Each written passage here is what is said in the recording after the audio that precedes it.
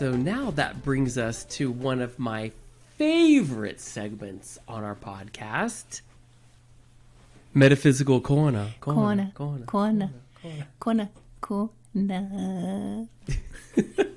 So I thought we would have a little bit of fun in this one.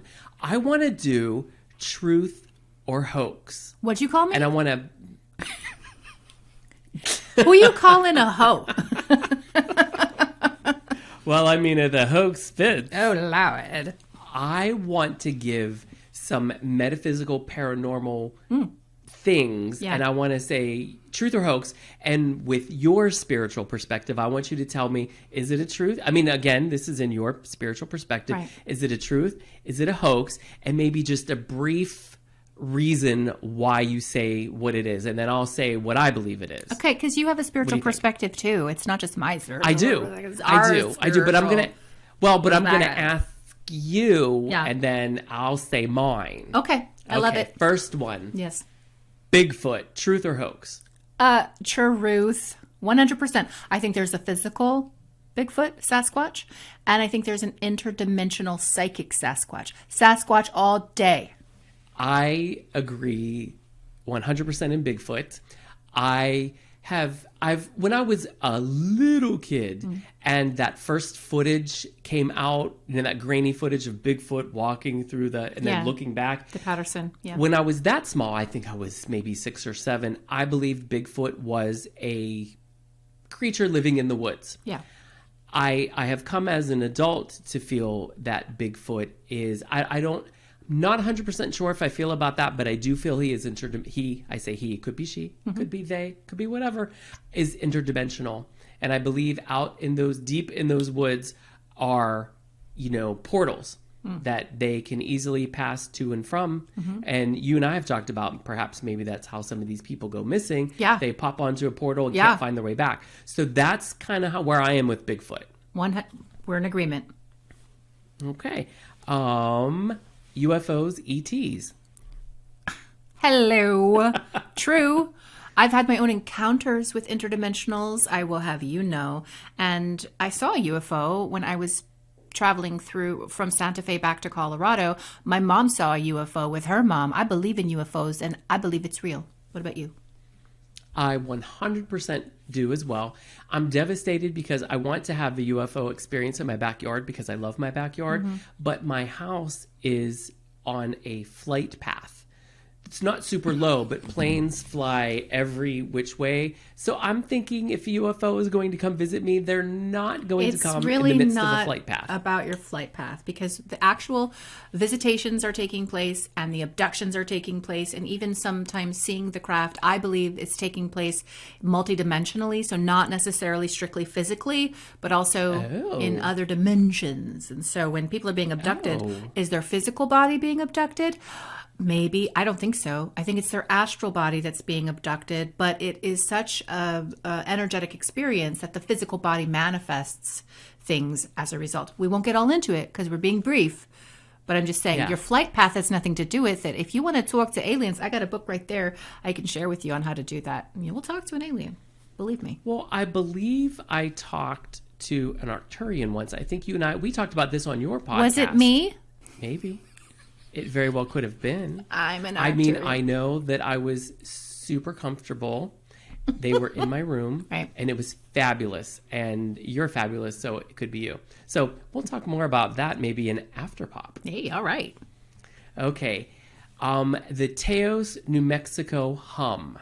I don't know anything about this. What are you talking about? So there are people that say when they go to Taos, if I'm saying that correctly, Taos. New Mexico, Taos, there is a hum that a lot of people say they hear and feel, and some say, I don't know what you're talking about. I can't feel it. And I believe it because, I went to Sedona, Arizona, and I laid on a slab of rock up high, and you could just feel the vibration. So I believe it's true. But you don't know about it, so I guess you can't. I don't, but here's what I propose. I propose we go on a trip to Taos, New Mexico, and determine for ourselves whether that hum is real. What do you say? I think we should hum it. All right, there you go. We'll do a hum podcast or an after hum. I don't know. I love it. After hum sounds like all very different. And It does. that's not this podcast. Okay. Now I already know our belief on this, but like psychic abilities, mind reading, but specifically levitation. Right. That's a good question. I mean, I think Christ maybe walked on water. That's a form of levitation. I think that's I think some of the levitation you see from that Maharishi guy from, I don't know, the 80s, I think they're just hopping really hard while their legs are crossed. I don't think that's levitation. You see levitation in something like The Exorcist. I don't know. I think they said Teresa of Avila, Saint Teresa, who's a very mercurial person, by the way, and had an interesting relationship with John of the Cross, but that she levitated, and she was very, very psychic. Yeah. But I don't know. That's one that I don't know. What do you think? Jury's out for me. I think that it's not impossible, but I think the level of energy one would need to raise in this dimension to be able to do that. I don't know. Yeah. I feel like I once, when I was practicing my psychic skills when I was a little children, I did move something, not far, but I moved it. I also moved a chandelier, and that took like, I mean, I was almost physically ill when I was done, because I believe just the amount of energy that I had to put forth to do it. And, as an adult, I haven't really tried anything like that. So, I don't know, but I feel it's possible, but maybe not 100% probable. Does that make sense? Yeah, and I think if somebody has the sensation of levitation, maybe what they feel is their actual consciousness shifting out of physical density into fourth dimensional. So they feel like they're ascending, and maybe they are in a dimensional sense, but not necessarily our physical body. Though I will say that after 1 week of dieting, I am much more likely to levitate than before. I 5,000% agree with you, and we'll be talking about that too. Skinny stuff over here. Okay, all right. All right, next. Yeah. Well, I think we kind of talked about it under the Bigfoot part, but mysterious disappearances. Oh yeah, I believe that when you can't find people, and often or not, it's deep in the woods. I believe it's portals. Okay, I do too. Well, I believe, first of all, don't get me started. Now you got me started. First of all, I think there are roving human people in the national forests that murder and abduct people. And I know that it's true, that this does happen, that murder and abduct people, which is why you always want to go with a weapon. I'm sorry. I'm just going to tell you, I would never go out into the forest without a gun. I don't even know how to shoot a gun, and I'm scared of guns. But I don't want to camp at all. This is because I'm scared about it. But if I did, my husband would have a gun for sure, and I'd have a dog. Yeah, 100%. And I would. So you got me started and going crazy a little bit. I'm sorry. So I think that's either human beings, okay, or I think it's portals out of which, just as you said, Sasquatch and friends can come. I believe in nature elementals. I believe some of those we could call some fairies. There's a reason that there were scary stories and myths around fairies, because they were said to be very fierce and some not so nice, if you will. And entering a fairy circle or stumbling into a part of nature where you are not supposed to be, you can actually feel the resonance of that. And so I think it is possible. And I follow David Paulides. He's the Missing 411 guy. You can watch Missing 411, I think, on Prime, and it might be on YouTube. The first one's not that great. The second one about hunters going missing, like hunters who are familiar with the forest. All their lives they've been hunting in these forests, suddenly go missing, and there's no trace whatsoever. We are talking portals. Or absolutely children who leave the house to go to like the tree over there and then go missing. They're supposed to go 200 feet away. They're missing and found 4 days later, 6 miles up some ridge. Like with no shoes on. How in the world did they get there? Something's absolutely crazy going on. And I think it's absolutely possible. I went on too long, but yes. I love it. All right. Near-death experiences. Like, as in people talk about seeing the light and their loved ones and all of that. What do you think? Oh, I 100% believe in near-death experiences, and I love to hear them. That's very encouraging to hear almost universally what a good experience it is. Not always. Some people have hellish type experiences, but nonetheless, they're always able to remove themselves from those experiences by calling upon God or Jesus or whomever in the light, and they can get out. I believe it, and I believe I had a near-death experience when I was younger, and I got very, very sick. After I gave birth to my daughter, I contracted a postpartum infection that went septic. I was in a coma and was very ill, and the night that I was the sickest, I had an experience. And I would say it wasn't the light, and it wasn't all angelic and wonderful. It was actually a bit unnerving and scary, but I saw what looked like the Grim Reaper. I was trying to get through this turnstile in this, what felt like a train station and looked like a train station. And he was dressed like the Grim Reaper. He had his, what is it called? It's not a sickle. What is that called? Like the scythe? The scythe. Thank you. The scythe. And he took his scythe and he tapped my wrist where my hospital band was. And his face underneath the hood was a clock. It was a clock. Wow. Time. And he tapped the tip of his scythe against my hospital band, and he said no. So I could not pass. And I had a very strange experience, and I believe that it was very real for sure. So I believe in near-death experiences. What about you? Oh, I absolutely do. I had one many, many, many years ago, and it was, it was like going into this, it was completely dark, but so, sometimes, your conscious mind, when you're in the dark, you'll feel closed in. But it was just, there was no wind, there was no sound. It was just very, very quiet.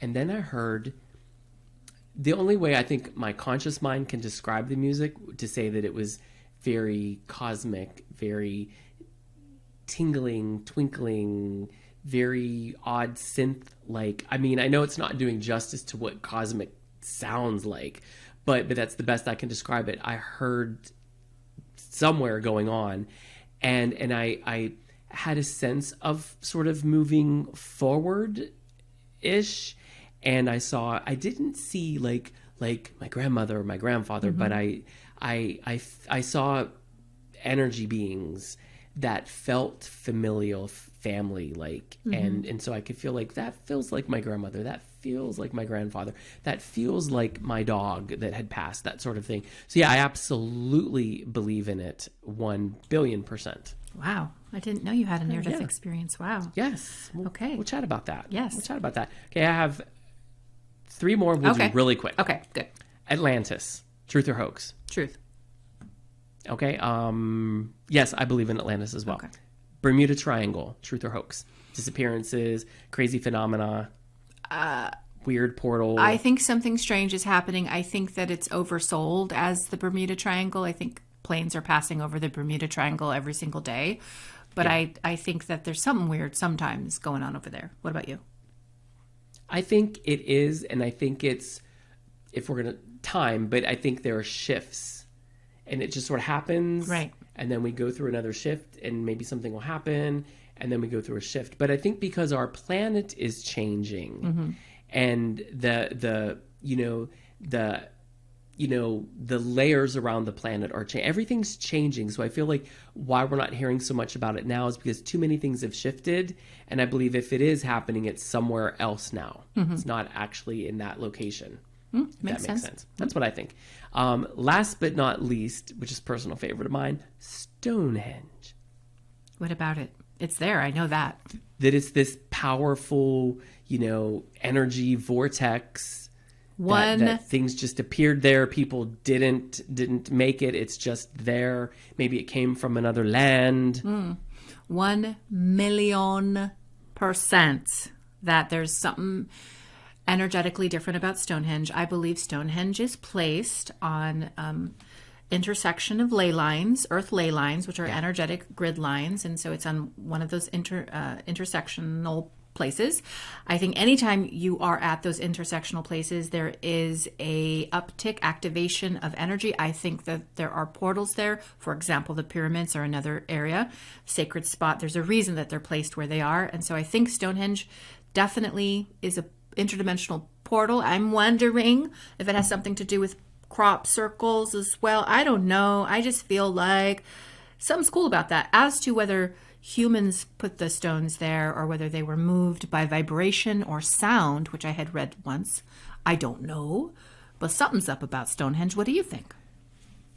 I firmly believe, because I know a little bit about ley lines and I know how they intersect and what happens. I believe it is a very, very powerful energy vortex. Some people have said it's a, what do they call it? Like a hellmouth. No, I don't believe that at all.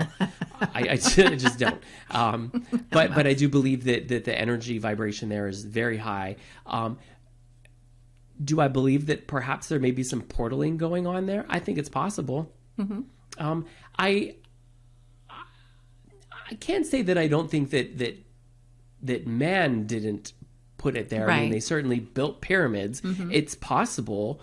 But I do feel that there is something very otherworldly about it. And I wouldn't be surprised if whether it's ET, I've as I've gotten older, mm-hmm. have felt a little more ET interdimensional mm-hmm. about it. Could they have come through and placed it there because it keeps their portal contained or whatever? Maybe. I'm leaning more towards that in my older age. Yeah. Come for the pop culture, stay for the aliens. Come on. Everything could always come to aliens. Yes. 100%. No, yeah, these are fun little topics, though. I mean, we're spiritual people. We have spiritual practices and disciplines, and we have spiritual encounters. And Brian Fisher can move a chandelier with his mind. And regarding Hellmouth, that was my nickname in high school. Well, I mean, it doesn't surprise me. I'm sure there were things that you have. Well, anyway. Well, you know what I mean? Yeah. But now, I don't think I moved it with just my mind because there was fingers and pointing. Did you move it with your fingers? I moved it with no, but I was both fingers and hands and pointing, and I was directing the energy through my hands because when I was younger, I was told that is the best way to direct energy, out through your hands. Not that I couldn't just be like move and it'll move because my mind is so powerful. I'm like, no, I gotta direct it with So it wasn't just with my mind; it was with my body. Love it, and I have loved hanging out with you today, Brian. Don't you go anywhere because we're going to go right into After Pop, in which you and I discuss our weight loss journey. We are 6 whole days in, and boy, do we have stuff to talk about. But for everyone, and if you want to watch that and all of the clips of this podcast, or if you want to watch the long form podcast, all 1 hour and 40 minutes, whatever this is, go to our YouTube. And if you want to see our faces, right? If you want to see our faces, because we got faces and stuff, right? Go to our YouTube channel. Please subscribe. Please comment and like. We really appreciate it. And for everybody else, until next time, remember, if you're not popping, if you're slipped, then you're slipping. If you're popped, then you... Remember, if you pop, then you're popping. How about that? Never forget. If you pop, then you're popping. And you should be spirit popping. Period. With us. Period. Period.